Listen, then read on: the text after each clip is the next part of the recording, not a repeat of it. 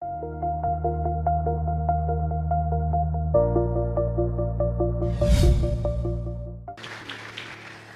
duduk, shalom. Apa kabarnya hari ini? Luar biasa karena kita punya Tuhan yang luar biasa. Iya, tema firman Tuhan hari ini dari gereja, cinta akan uang itu ya membuat kita takut kekurangan. Ya, orang kalau terlalu cinta uang maka dia gampang khawatir, gampang takut. Ya, saya mau tanya saudara, kita tuh uang itu, memiliki uang itu atau menjadi kaya itu dosa atau tidak? Orang Kristen boleh kaya? Pendeta boleh kaya?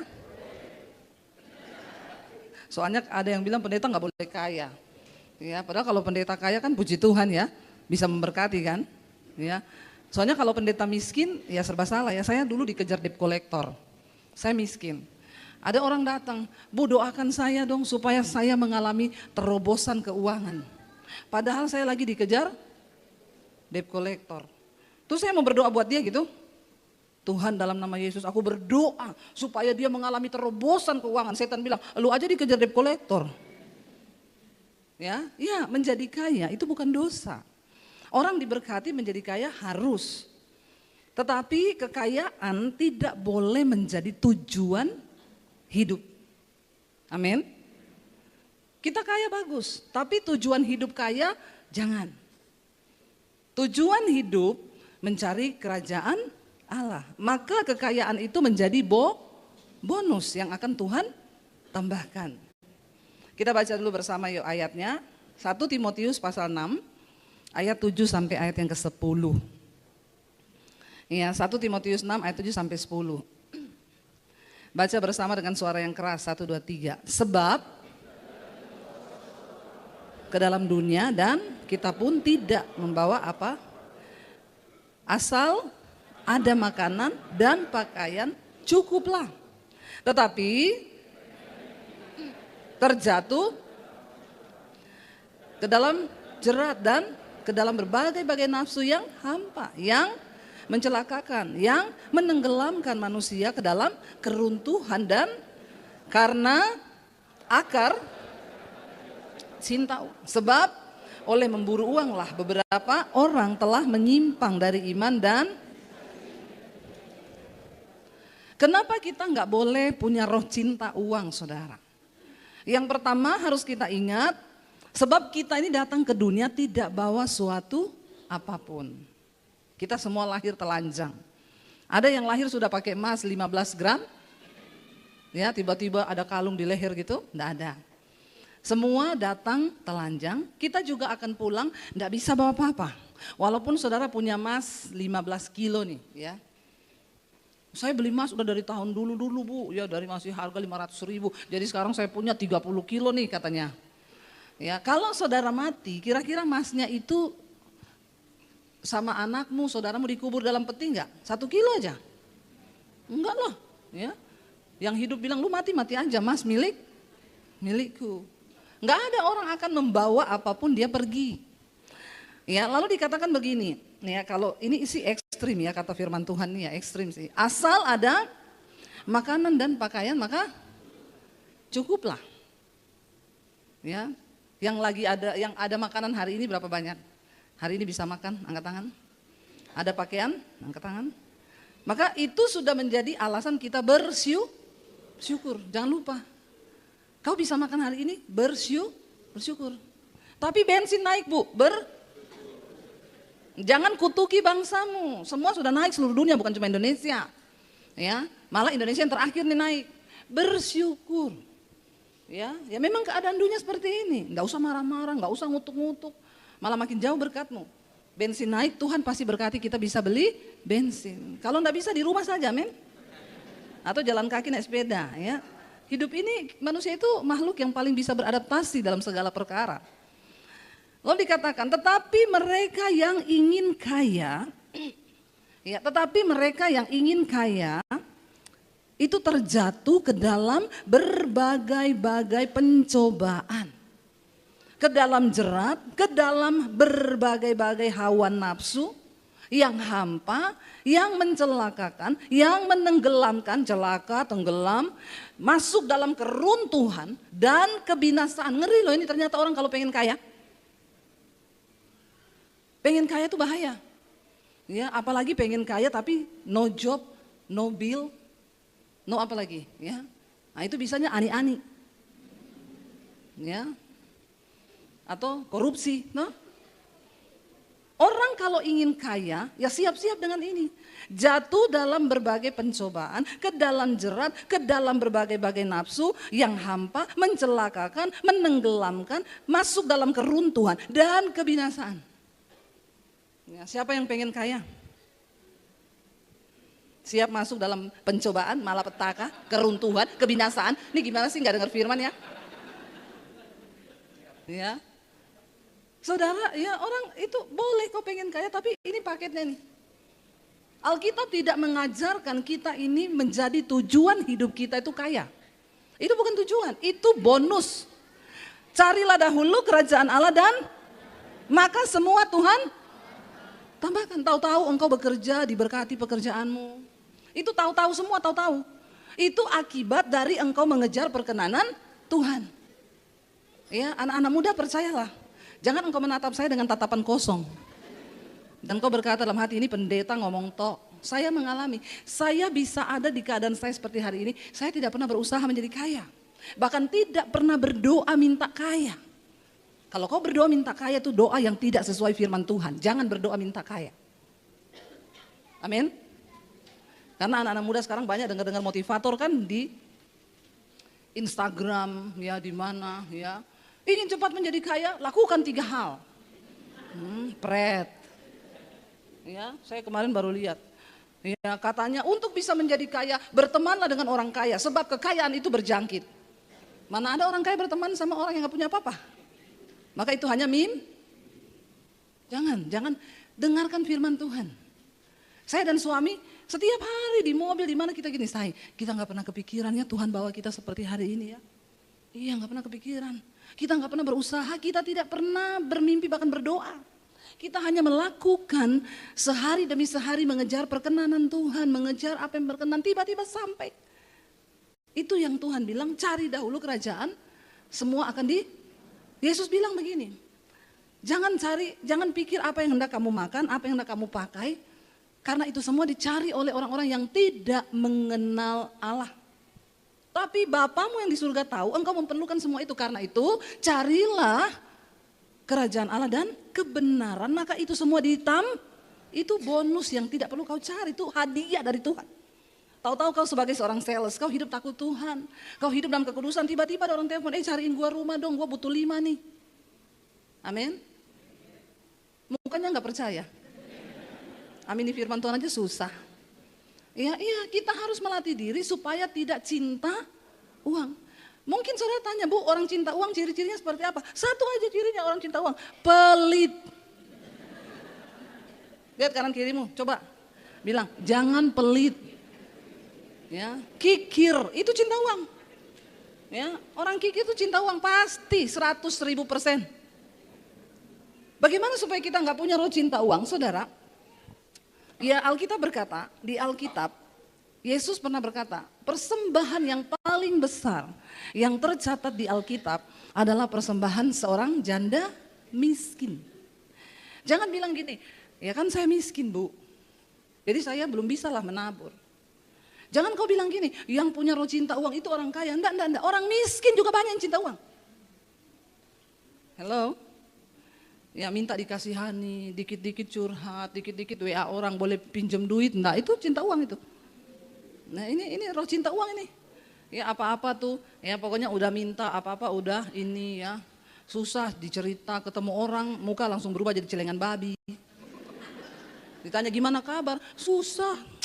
Apa-apa mahal, bayar sekolah anak, begini sementara gaji suami enggak naik, celengan babi kau.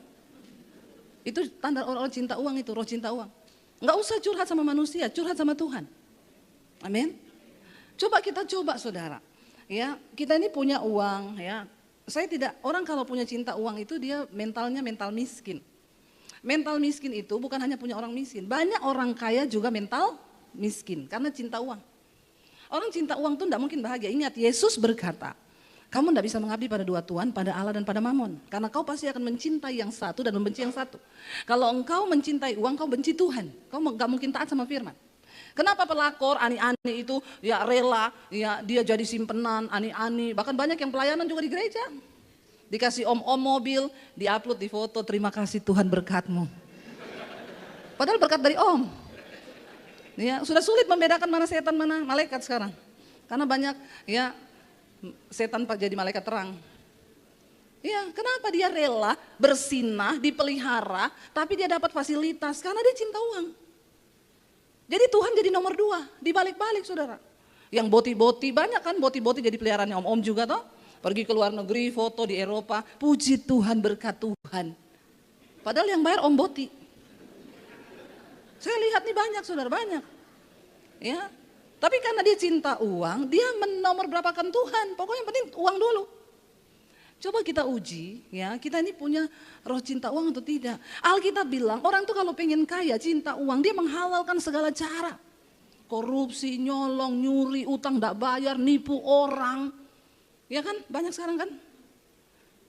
Semua hal dilakukan demi uang, keluarga hancur, cari warisan, berantem, ribut. Ini cinta uang semuanya. Yesus sangat memperingatkan kita. Untuk bisa menyiasati roh cinta uang ini, kita belajar dari hal yang terkecil, menabur. Ya, menabur itu paling bagus untuk mengukur kita ini pelit atau tidak. Ya, jangan pelit saudara. Terus kalau saya bicara gini, itu kan orang kaya Bu yang menabur, orang miskin itu kan tidak menabur, siapa bilang? Persembahan terbesar itu janda miskin loh. Karena Tuhan melihat sikap hati, kita harus diuji sikap hati kita. Saya selalu bersaksi, kesaksian saya aja lah, saya nggak mau pakai kesaksiannya orang. Waktu kami masih susah dulu ya di Solo, 25 tahun lalu. Kita waktu itu tinggal punya uang 50.000. Tiba-tiba, kan besok susu anak saya habis, anak saya baru 1.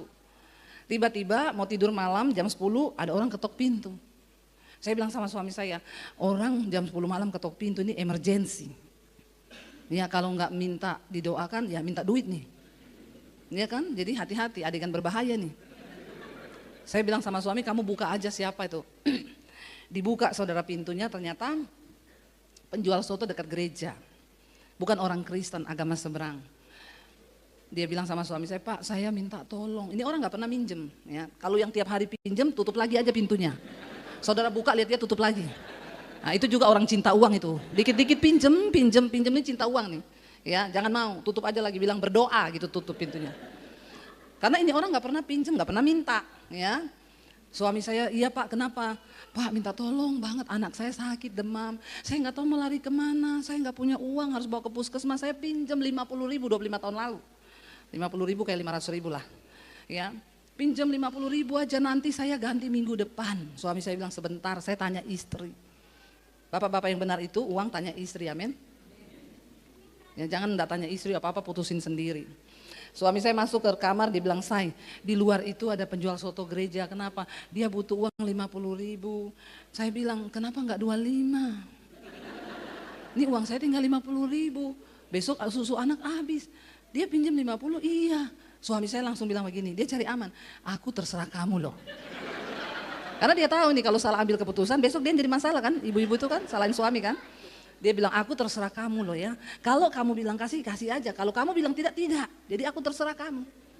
Ya, kita bersyukur dapat suami gini. Makanya istri juga harus peka, amin. Ya, harus peka ya. Saya aduh besok susu anak habis gimana ya.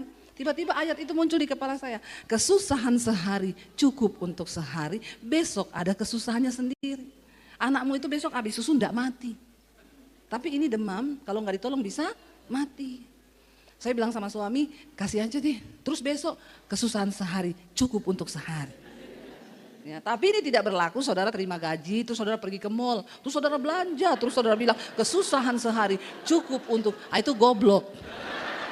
Terus abis itu kau habis duit kau pinjam-pinjam lagi sama mertua, itu kau hamba uang, hamba syaiton. Bertobat, pakai uang dengan bijak, amin. Lalu suami saya bilang berarti kasih nih, kasih saya. Dikasih Pak ini, saya ganti minggu depan, tidak usah diganti. Kalau saudara memberi sama orang sesuai kerelaan hatimu. Kalau kau tidak rela, tidak usah pinjam. Amin. Dengar baik-baik ya. Kalau kau sudah memberi, jangan harap ganti. Karena banyak orang Kristen akhirnya hidupnya berdosa. Karena nunggu-nunggu diganti. Ya, enggak diganti sampai akhir tahun bikin status. Selamat tahun baru menyongsong, utang lama belum dibayar. Nah, itu saya banyak baca status begitu tuh. Ya, makanya kalau kau tidak rela, jangan kasih orang. Kau enggak dapat upah, malah dapat kutuk. Enggak usah. Pak, tidak usah ganti. Nanti Pak saya ada duit. Enggak usah ganti. Bapak pulang, semoga anaknya cepat sembuh. Besok saya gigit jari. Toh, uang enggak ada. Suami saya bilang, saya malam ini aku pelayanan loh. Besoknya kan, dia main keyboard di persekutuan pengusaha-pengusaha. Saya bilang, daripada saya di rumah bete nggak ada duit, saya ikut boleh nggak? Lumayan kan? Dapat berkat rohani, numpang makan gratis, berkat jasmani. Toh? Kita udah nggak usah mikir makan apa lagi toh malam ini toh. Ya udahlah, ayo pergi. Anak saya titipin mertua karena rumahnya dekat. Bu, titip saya mau temani suami pelayanan. Oh iya. Masuk saudara. Begitu duduk saya, ada bapak-bapak pengusaha kaya di Solo ini. Masuklah dia. Waktu saya lihat bapak ini kan saya tahu dia orang kaya ya. Langsung di hati ada suara gini, nanti bapak itu akan kasih kamu berkat. Saya langsung cek diri nih, dasar mata duitan. Kita harus menengking diri sendiri loh. Ya, jangan berharap pada manusia. Kita harus tengking, saya bilang dasar mata duitan ya. Gara-gara dompet kosong, lihat orang kaya langsung kepengen diisi, bertobat. Tapi sepanjang ibadah suara itu ngomong terus. Nanti dia akan memberkati. Lalu saya bilang ini, Tuhan kalau ini suaramu pasti terjadi, saya gak mau mikir. Tapi kalau ini dari setan, penyahlah engkau dalam nama Tuhan Yesus. Sudah kan? Tapi saya gak dekat-dekati Bapak itu, Pak Tuhan bilang. Di hati saya. Bapak tatap mata saya. Nah, itu syaitan juga kau. Jangan percaya kalau ada hamba Tuhan begitu, itu bukan hamba Tuhan, hamba setan itu. Ya. Saya ya diam aja biasa makan. Bapak itu ya ketemu tapi nggak ngapa-ngapa. Begitu selesai ibadah semua pulang, suami saya beres-beres keyboard. Ya kita mau turun saudara. Dia bilang, sini apa kabar kalian berdua, lama ya saya nggak ketemu. Kalian itu loh nggak pernah telepon saya, nggak pernah apa ke, bilang ada butuh apa ke. Oh enggak Pak, kita kan punya Tuhan. Saya dan suami dari dulu kami susah, tapi pantang buat kami pinjam uang. Hamba Tuhan nggak boleh pinjam uang. Waktu engkau pinjam uang, gugur imanmu, berarti kau tidak punya Tuhan. Amin. Ya, orang Kristen jangan kau suka-suka pinjam uang terus. Kau pinjam uang tuh kau nggak punya iman loh. Ya, apalagi sama keluarga, sama teman gereja, akhirnya rusak persahabatan. Begitu ditagih dia bilang, Yesus sudah bayar utangku. Saya baptis ulang, saya rendam 20 menit, orang-orang begini nih. Ya. Lalu saudara selesai dia bilang, kamu tuh lo gak pernah kabarin, gak pernah apa, gak pernah SMS saya. Ya hamba-hamba Tuhan lain banyak lo yang minta tolong sama saya. Enggak Pak, kita punya Tuhan. Oke saya mau, boleh gak saya berdoa buat kalian? Oh puji Tuhan, boleh banget Pak. Kita didoakan dalam hati saya, berkatnya doa. Bukan doi, tapi doa. Ya doa juga berkat enggak? Berkat, jangan selalu mengidentifikasi berkat itu duit, doi. Habis doa selesai dia bilang gini, tunggu. Yang mana ya? Kamu nggak tahu ya kenapa Tuhan itu, kamu ada pergumulan apa? Nggak ada Pak. Tuhan suruh saya kasih loh semua duit saya yang ada di dompet malam ini. Oh iya ya Pak, iya. Dia ambil dompetnya, dia buka. Saya ingat hari itu dia bilang, ini saya bawa uang cash 750.000. Itu zaman dulu tuh udah kayak 7,5 juta saudara. 750.000 dan ini Tuhan suruh saya kasih semua sama kamu loh. Saya tanya lah, terus Bapak pulang gimana Pak? Saya pinjemin 50.000 apa gimana? Masih baik tuh saya toh. Baik loh saya ini. Ya. Enggak usah saya kan ada sopir di bawah. Oh iya maaf ya. Kan kita naik motor kan. Lupa saya Bapak punya sopir. Udah nggak usah ini ya, terima ya. Terima kasih sama Tuhan ya. Ini Tuhan loh yang suruh. Iya Pak, terima kasih banyak Pak, Tuhan memberkati ya Pak. Lagi turun tangga, dia tanya, tunggu. Tunggu ini memang ya. Kenapa? Punya nomor BCA enggak? Punya, berapa? Enggak hafal. Nomor itu harus dihafal. Emergency call itu. Karena orang bisa berubah loh. Kalau sekarang saya hafal 785 034 0547. Dulu saya enggak hafal. Jadi saya bilang, Pak saya enggak hafal Pak. Oh besok jam 8 ya. Besok jam 8 tolong kirim nomor rekeningnya ke saya. Oh iya oke Pak. Ya, Tuhan tuh suruh saya berkati kalian. Saudara, jam 8 dia bilang. Tolong kalau orang minta nomor rekening jam 8, kirimlah nomor itu jam 8 lebih 5. Ya, orang Kristen ya. Dengar ya. Jam 8 lebih 5 saja. Jangan jam 7 kau sudah kirim. Jam 8 kurang 5 kau tanya, sudah transfer belum ya? Mata duitan kau. Ya, ada orang-orang model begini nih, ya. Saya ini tiap bulan memberkati banyak hamba-hamba Tuhan, saudara. Ya, itu biasanya saya stop transferannya kalau ada. Yang baru tanggal 31, saya kan transfer tanggal 1 toh. 31, Shalom Bu mengingatkan ya. Jangan lupa ditransfer. Jadi saya gini, aku ada utang atau bagaimana ya? Ini pendetanya kayak debt collector loh. Tanggal 31 mengingatkan. Harusnya kan tunggu aja, amin. Berdoa, kalaupun telat tanggal 2 enggak usah di WA. Berharap sama Tuhan. Saya kirim 8 lebih 5, Pak, nomor rekening saya. Terus sudah jangan tanya lagi apa-apa, diem aja doa. Saya diem terus, ya sambil deg-degan sih. Tapi kan enggak usah ngomong kan. Akhirnya jam 12, dia WA, Bu, bisa datang ke BCA Pusat enggak? Oh iya, sama suami datang, ada yang mau saya sampaikan. Kami datang. Bu, ini Tuhan loh yang suruh. Saya enggak tahu ya, Tuhan tuh sayang sama Bapak sama Ibu. Ini ada uang 10 juta. Kok enggak wow ya? Wow. 10 juta, Tuhan suruh saya berkati Bapak Ibu. Terima kasih sama Tuhan, jangan sama saya ya. Tuhan itu ajaib loh, saya baru kali ini loh kayak gini. Oh iya Pak, terima kasih Tuhan, terima kasih juga Bapak. Kita pulang saudara. Saya bilang sama suami gini, kita tuh diuji loh. Kalau kemarin orang itu datang pinjam uang kita 50, kita enggak kasih. Mungkin kita enggak lihat mujizat hari ini loh. Tuhan tuh melihat hati kita loh. Kenapa banyak orang Kristen tidak diberkati? Karena sikap hatimu terhadap uang itu sudah salah. Ya. Kadang-kadang kita punya roh cinta uang. Sampai kita ini udah gak berani menabur, takut. Karena kalau saya kasih saya kurang ini. Ya, tapi bukan berarti nanti pulang dari sini saudara, ada gak yang mau pinjam 50 ribu. Nah, itu namanya kau main judi dengan Tuhan. Hukum Tuhan itu tabur tuai, itu benar. Dan Tuhan melihat sikap hati. Dulu kami punya uang cuma 50 ribu, diuji Tuhan, suruh kasih. Naik begitu kami mulai diberkati. Berapa waktu yang lalu tiba-tiba nih, saya disuruh Tuhan beliin mobil buat Pak Gembala di Semarang. Jadi ceritanya saya itu kalau pelayanan di Semarang, Bapak Gembala itu jemput kita, pernah dia jemput pakai mobil gereja, mobil yang besar sekali itu loh. Itu aja mogok-mogok saudara. Ya, dalam hati saya gini, ini Pak Gembala jemput kita pakai mobil begini nih ya, ngerti gitu kita bawa mobil sendiri nih. Tapi ya sudahlah kita cuma dijemput dah.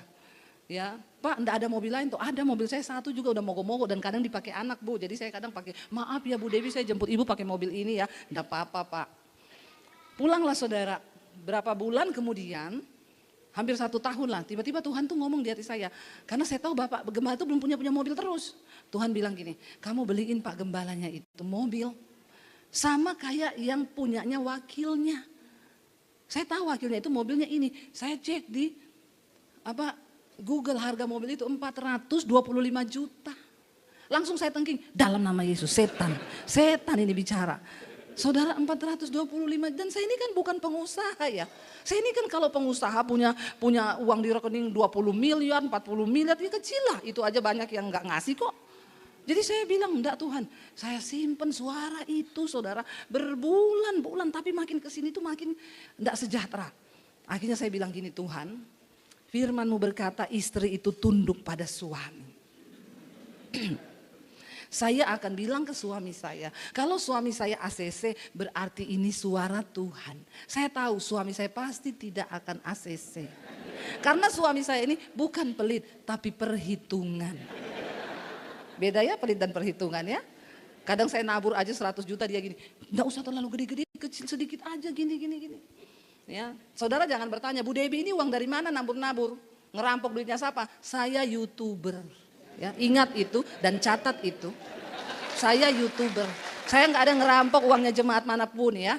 Ya makanya kalau ada yang ngata-ngatain saya di Facebook, ya enak ya jadi pendeta. Ya silakan kau coba jadi pendeta. Siapa tahu kau juga bisa jadi kaya. Saya itu kadang bingung sama orang-orang tuh yang suka menjelek-jelekan pendeta. Kau tidak ada waktu dia merintis dengan air mata. Ya, kadang-kadang jemaat itu suka menghakimi, itu pendeta enak sekarang naik mobil, ya bisa jadi mobilnya itu yang ngasih jemaat. Kau biasanya suka-suka protes gitu, orang-orang pelit yang gak pernah nabur, bisanya protes. Saya kadang ngomong, ya coba kau jadi gembala, rintislah jemaat, siapa tahu kau juga lebih kaya dari dia. Otakmu tuh jangan picik, ya. Coba dibuka supaya Tuhan itu juga berkarya atas hidupmu. Lalu saudara, nih saya khotbah begini ada yang komen, kelihatan bohongnya, duit dari mana kau beliin mobil pendeta? Makanya kau tidak pernah diberkati karena tidak percaya. Ya saya cuma mau bilang, mau klarifikasi di sini, tolong catat. Nggak usah tepuk tangan. Kadang itu ya, uang dari mana? Pendeta kok ceritanya begini, memberkati orang, uang dari saya YouTuber. Saya ini dapat berkat ya bulan digaji sama YouTube. Kadang-kadang ya emosi juga saya. Ampuni Tuhan. Lalu nanti ini sudah ada yang mau potong, ini besok viral lagi saya nih. Ya, tolong di like ya kalau ada yang. Lalu saudara, saya tanyalah ke suami saya bilang saya itu mau minta konfirmasi apa. Ini loh aku tuh dapat suara di hati, kita harus beliin mobil pendeta itu. Tapi Tuhan bilang sama kayak wakil gembalanya, itu harganya 425 juta. Menurutmu gimana? Dia diam 1000 bahasa. Kenapa dia diam terus? Saya ngomong cepet, ini aku ini minta peneguhan loh. Tiba-tiba dia bilang gini, aku mau pengakuan dosa. Kenapa? 6 bulan yang lalu Tuhan sudah bilang itu sama saya. Tapi saya enggak mau juga karena mahal. Ya Allah, berarti karena kau tuli, makanya Tuhan itu kasih tahu sama saya. Jadi kita berdua berdoa di situ saudara. Karena 425 juta itu besar enggak? Beli cilok dapat satu negara makan itu saudara. Ya. Jadi kita berdua bergumul menata hati. Dulu 50 ribu lolos nih. Ya, dan tinggal itu lagi habis. Ini masih ada sisanya sih kalau kita ngasih 450 juta adalah sisanya. Tapi kan aduh gede ya Tuhan.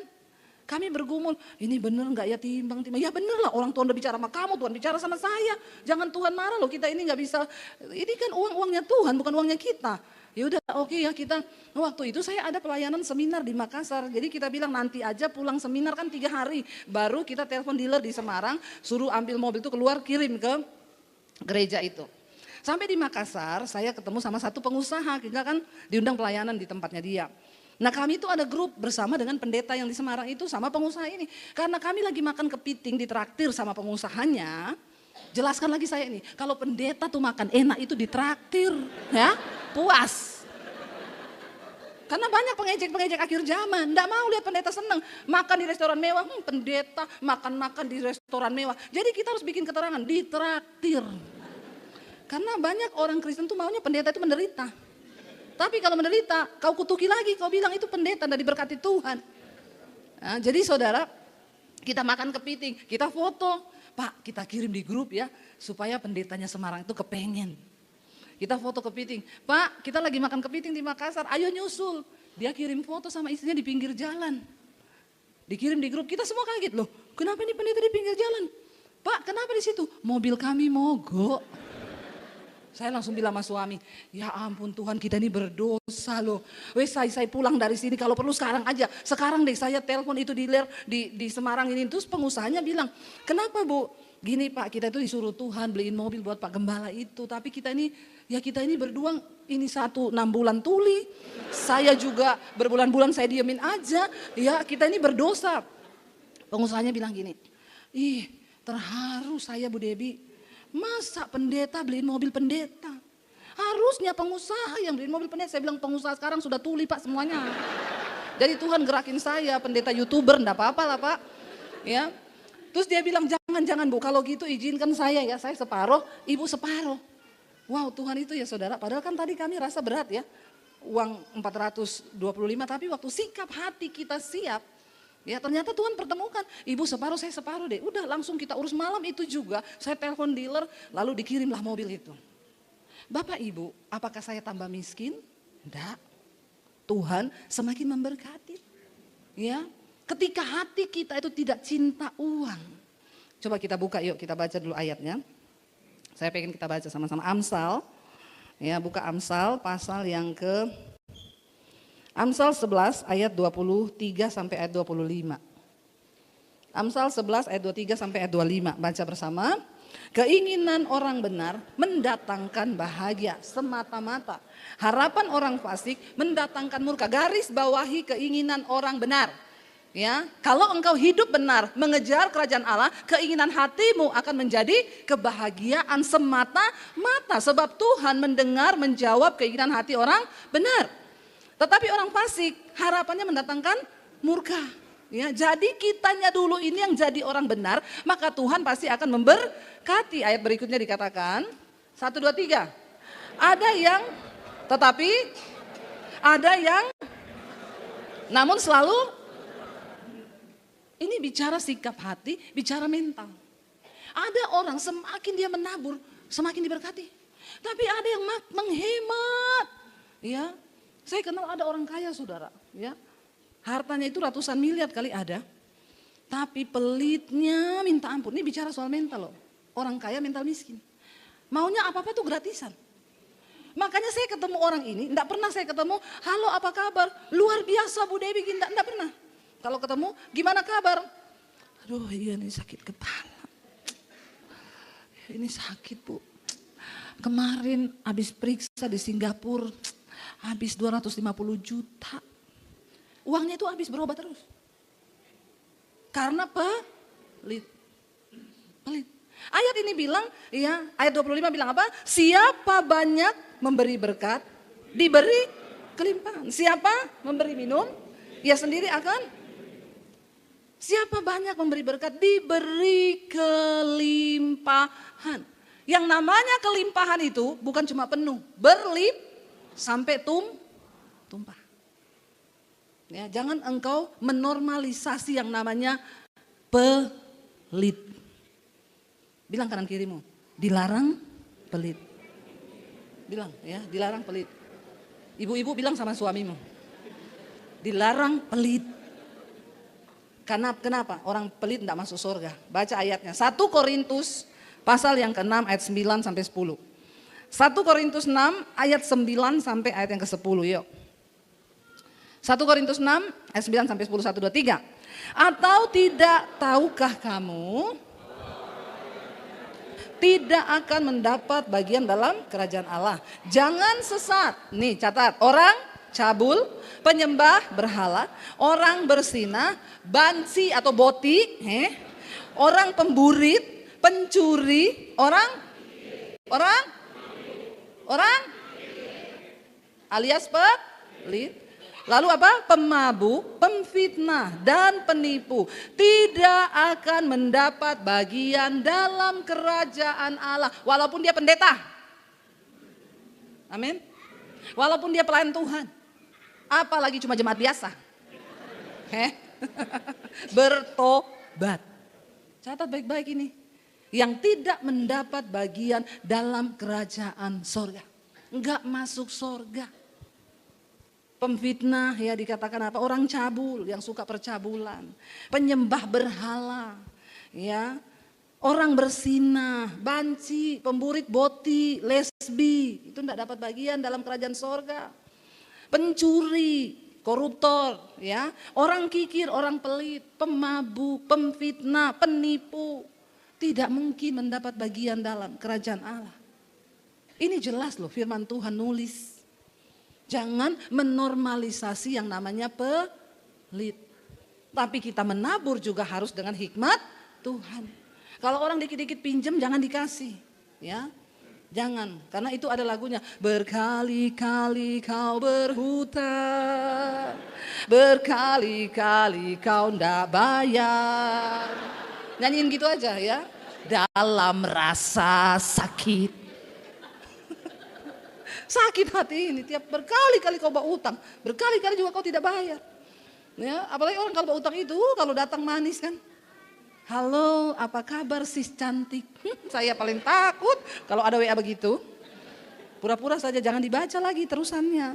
Langsung aja diblokir.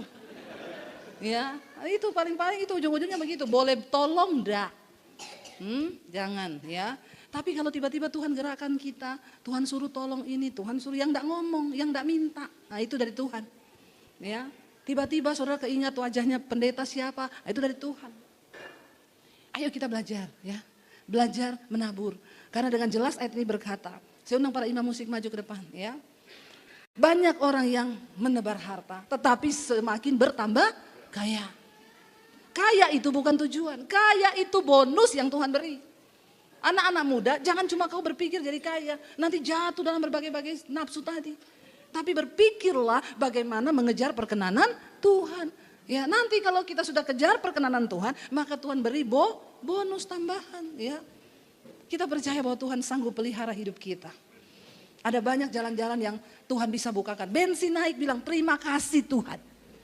Kenapa saudara? Firman Tuhan tidak pernah berubah. Zaman berubah, harga berubah, tapi firman Tuhan tidak pernah berubah. Kita harus percaya itu. Kita harus percaya dan imani firman Tuhan. Kau tunjukkan kasih setiamu, Engkau beri yang kami perlu. Imani itu dan percayai itu. Supaya kita melihat terobosan dalam hal keuangan di hidup kita.